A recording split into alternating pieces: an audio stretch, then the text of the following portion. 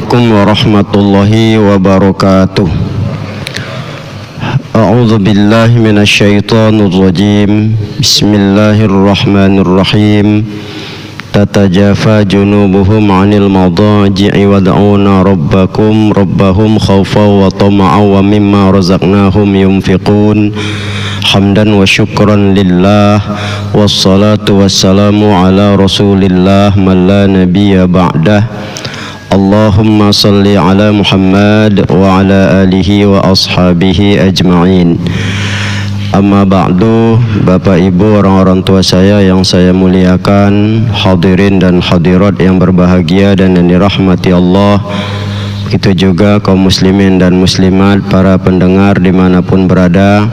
Puji dan syukur marilah kita panjatkan kehadirat Allah Subhanahu wa ta'ala, serta salawat dan salam kepada junjungan kita Nabi besar Muhammad sallallahu alaihi wasallam, yang sangatlah kita harapkan syafaat beliau di yaumil akhirah.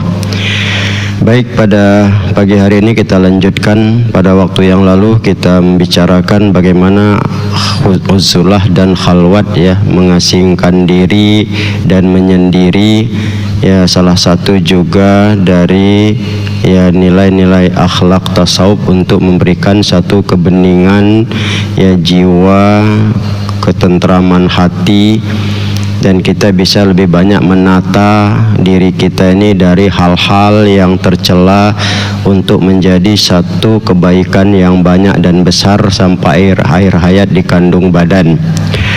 Tentunya hal ini tidaklah mudah, ya, apalagi, ya, dari dulu pun para ulama sufi seperti Imam Junaid Baghdadi pada kurunnya juga mengatakan, ya, uzlah ini kerja yang berat, ya, bukan kerja ringan. Apalagi seperti kita, tantangan godaan kelalaian itu sangat besar, ya, televisi dan sebagainya, ya, dunia yang hiruk pikuk ini, ya, cenderung membuat kita bisa terlena, bahkan habis waktu kita tanpa, ya, punya nilai-nilai yang bermanfaat untuk pribadi kita. Di dalam kitab Risalah Kusyairi digambarkan ada 4 hal, ya, hakikat dari uzlah itu yang diinginkan. Yang pertama adalah untuk mendapatkan, ya, memperoleh, ya, ilmu-ilmu yang dibenarkan menurut, ya, akidah dan tauhid.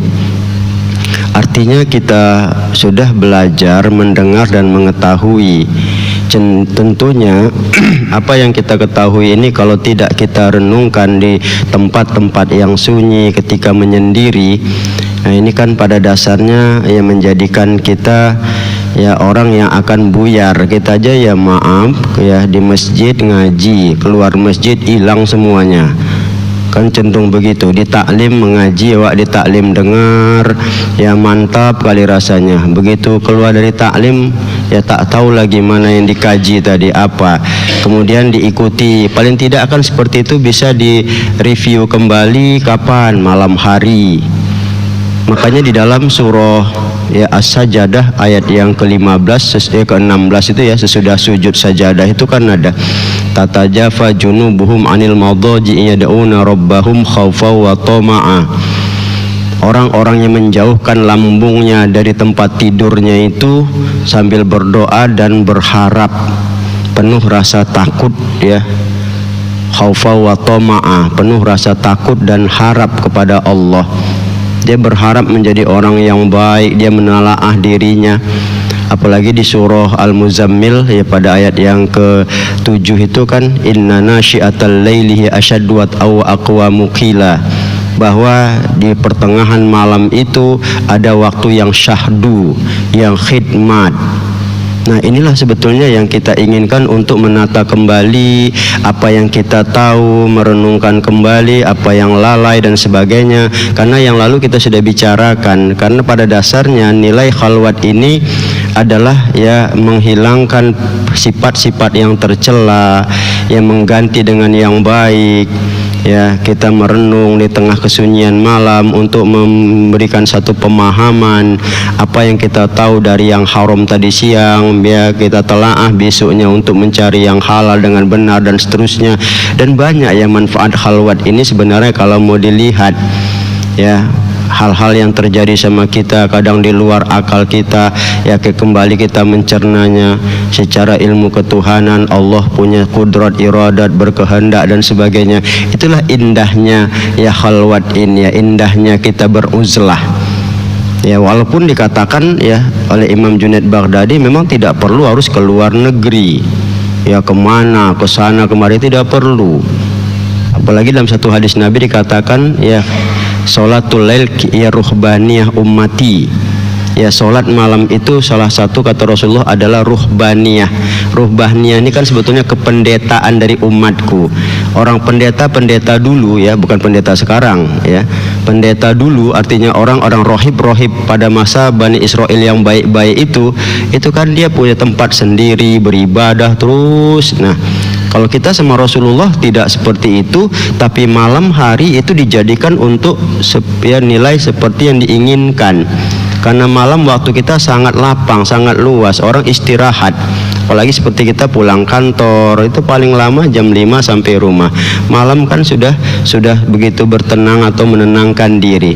Ini kadang malam main lagi, apalagi tah kemana-mana lagi, ya kapan mau kita bilang ya kondisi kita tuh aman, ya kondisi kita bisa memberikan satu penyegaran, ya inilah kalau kita lihat. Jadi penataan, pendalaman materi, nilai-nilai keilmuan kita, meluruskannya itulah ketika uzlah itulah kita lakukan, insya Allah. Ya ke depan itu apa yang belum saya bikin, apalagi yang harus saya perbuat di siang hari dalam sosial masyarakat. Itu yang terjadi kalau kita lihat. Makanya orang-orang dulu itu memang fokus malamnya memang untuk itu. Ya walaupun ada macam-macam bentuk yang mereka lakukan, ya seperti Ibrahim bin Adham meninggalkan istana dan kerajaannya, ya Hasan Bisri meninggalkan dunia bisnisnya, ya di masa dia sudah tua, kita bilang mendekati lewat 50 tahun dia sudah melakukan hal seperti itu. Kenapa? Harus ada fokus, ya kalau sudah tidak ada fokus kita sampai tua juga. Makanya kan banyak kali yang bertingkah udah tua pun macam-macam juga bentuknya, masih mau bergaya lagi kadang-kadang, kan nggak perlu lagi seperti itu. Inilah yang membuat kita akhirnya ya menyesal sedikit kali. Apa yang mau diharapkan dari amal?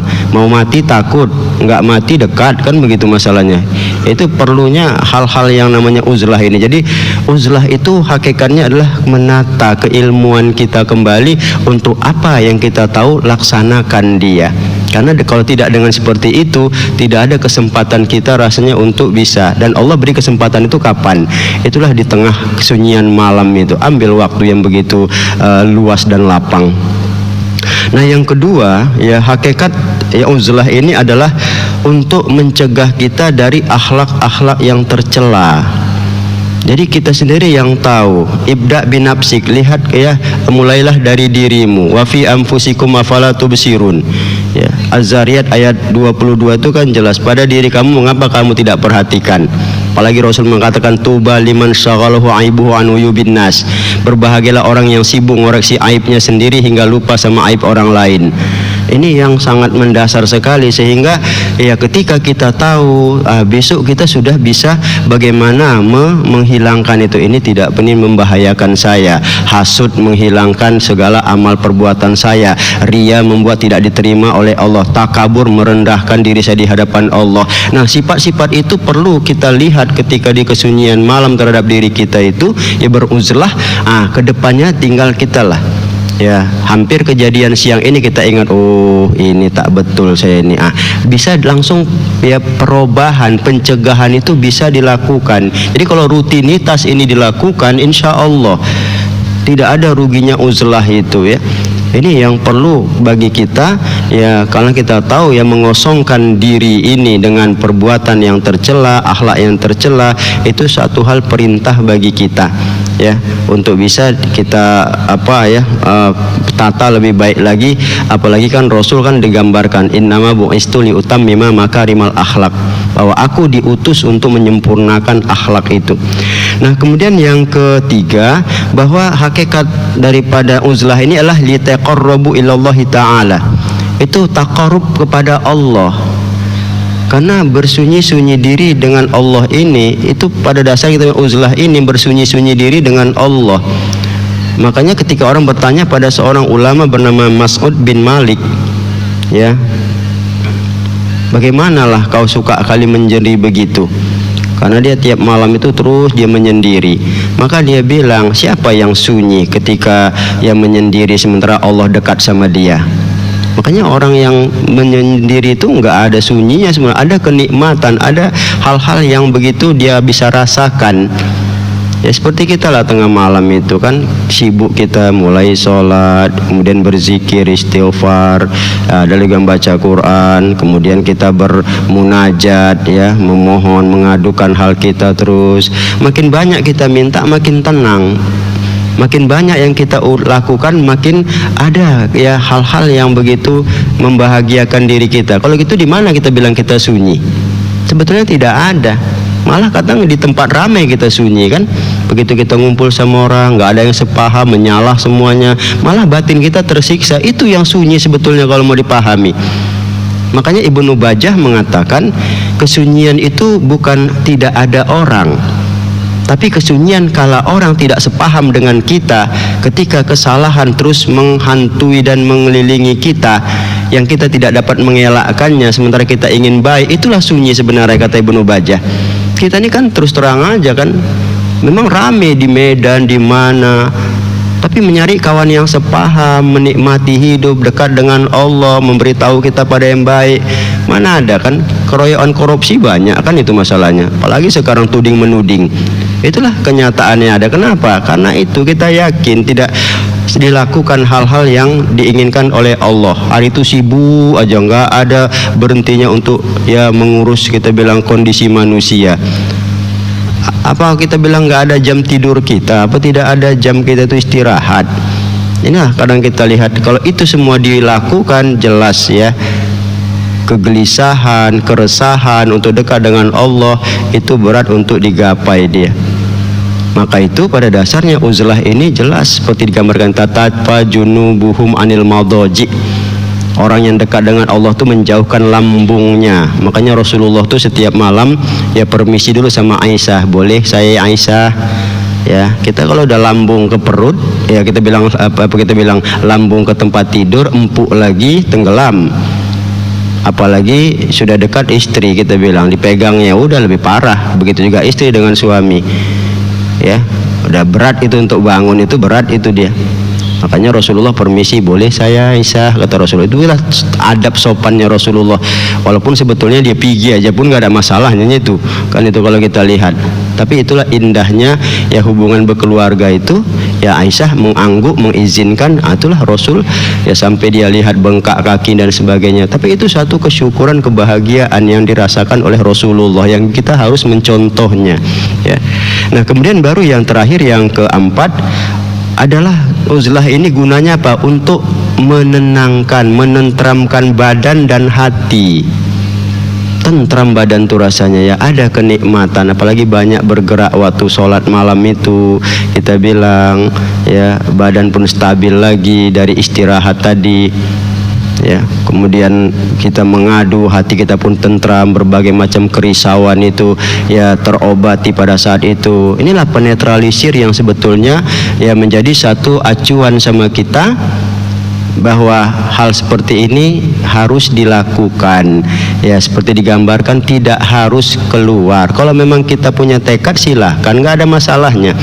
Kadang-kadang memang pengalaman keluar itu ya itu bisa merasakan bagaimana takarubnya kepada Allah. Seperti Ibrahim bin Khawash itu mendekatkan diri sama Allah, dia uzlah kemana? Ke padang pasir, ya dia tidak bawa apapun, ya hanya sekedar baju sama jarum, berangkat dia. Nah ketika di situ dia merasa kepepet, tentu nggak ada siapa pun bisa nolong. Nah disitulah batinnya itu betul-betul, nah bisa bukan tidak bisa. Jadi tinggal kita aja. Memang ini kerjanya berat, bukan tidak berat, dan diakui oleh para ulama ya. Namun bagi kita seperti tadi, tidak harus keluar negeri, tidak harus pindah-pindah ke daerah-daerah lain untuk ke arah itu.